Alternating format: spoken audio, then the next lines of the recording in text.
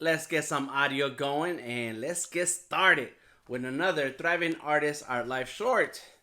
We got Little Bit here in the house. What's up, Little Bit? Say something, Little Bit. Say, my name is Little Bit. Little Bit. It is, I think, April 3rd, something like that. It's sometime in April, and starting out 2020. And today, I want to talk a little bit about having a ready response. As a professional artist, as an artist, as a creative, you're gonna get emails, texts, calls, people who are interested in your work. They're interested in working with you. Some people are prepared and they know what they want. Other people, they don't know how to even talk to an artist. And so you're going to get all kinds of different approaches. And no matter which kind of approach you get, is one thing that you're going to have to keep in mind, and that is to be prepared. Be prepared, knowing who you are, knowing what you like to do, knowing what you charge, and knowing how to say those things in a way that sounds inviting, but at the same time, strong and confident in that this is the process that people have to go through to work with you. So here's a couple of things that happen all the time is that I'll get an email. People like my live streams, my videos, and they're like, damn, we want to work with you. I had this great idea. I have this apparel line in mind. And you're the perfect artist for it. So could you draw me like 10 drawings and see if we can be in business? I'll get another email like, oh, I was referred to you. I like your design work. And I would like to work with you, but can you do me 3 or 4 social media posts and see if we're a good fit? And it's like, wait a minute, this sounds like you're asking me for work up front and not offering to pay anything.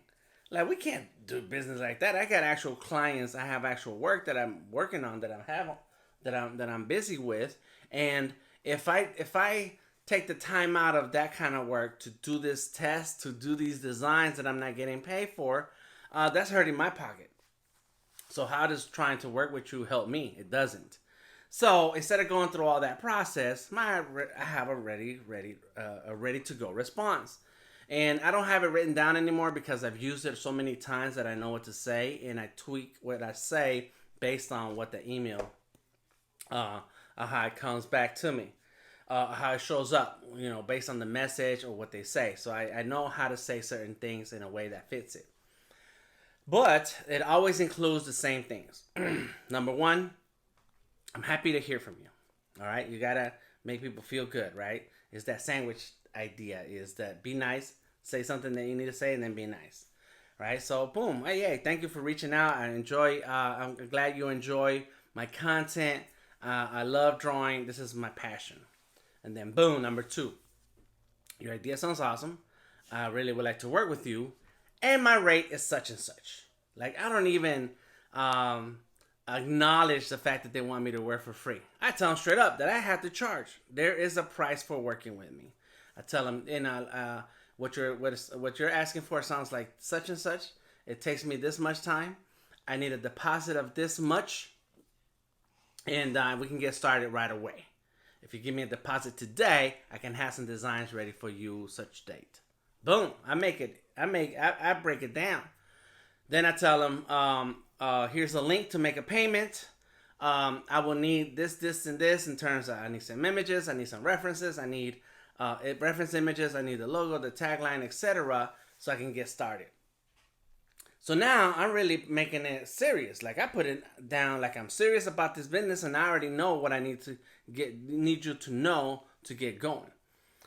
Then that's where the response will switch up. Like, oh, no, I was trying to make sure, I don't have a budget, I don't have money, I don't have this, I don't have that. Okay, cool. Well, now we know that the position that this person is coming at me is not ready. But my response doesn't take me long. I don't have to. That response allows me to just go ahead and respond to them, say what I need to say, and I don't spend a whole lot of time chasing them down. Like, well, what do you mean? Well, what kind of project is that? I really should get paid for my work. Like, I don't have time for all these excuses and reasons about why I need to get paid as a professional artist. Instead, I have a set amount of words that are gonna communicate what I need them to know and let them understand that I'm a professional and I should get paid. People don't walk into the grocery store, get a bunch of stuff in their cart, walk up to the cashier and be like, well, if I like the food, we're in business. I'll come back and pay you the next time I come to shop. You don't do that. But somehow it's okay for artists to hear that. No, it's not. Then there's other emails and messages that you get where people know what they're doing. They understand how to talk to an artist. They understand what they need. They understand the value that you bring to the project. And they're like, hey, Dan, so I'm interested in you working on such and such. This is what we like to see. We like what you did for so-and-so. And, what is the next step? Boom. Again, be nice. Hey, I'm glad to connect. I appreciate your compliments on my work. I think this is a perfect fit for us. Boom. What is your budget? Because what I see you, if you have a budget in mind, then we can help determine how far we can take this project. What are the things that I can provide you with? So now starts the conversation, because I know I gotten further. I don't have to start from the beginning with this person, because they've gotten further and letting me know exactly what they have in mind. The only other question I have is, what is your budget? Before I start talking about my numbers. And that can go either way. I have different numbers depending on who I'm talking to. There's a corporate high-end number. Then there's a small business entrepreneur number. And but all of those depend on the exact work that I need to do and what they're asking of. And I already know what I like to do. And so when they approach me, I have very specific artwork that I do, and no more than that. So either in the email that they send me, they have an idea of their budget, or they're asking me a price, or I respond and ask them, do you have a budget in mind? Because once they tell you that if they have a budget and they give you a number, then that's something that you can consider and say, well, that is worth it, or that's too high, or that's too low. There's been times when the budget has been way too low, and they tell me. And so now I know they're not my customer, right? Because that budget is way too low for what they're asking and what I provide. So then instead, what I do is I tell them, I said, okay, cool. Well, the kind of work that you're looking for is at this particular budget. What you're offering right now is not going to be enough to work with anyone I know. And the next time you approach an artist, you should have at least this much budget. And then I tell them, have good luck with your project. I hope you're successful and you find the person to work with. You don't have to answer every email that comes your way or message. You don't have to work with everyone who sends you a message. You don't have to try to make a deal with every person.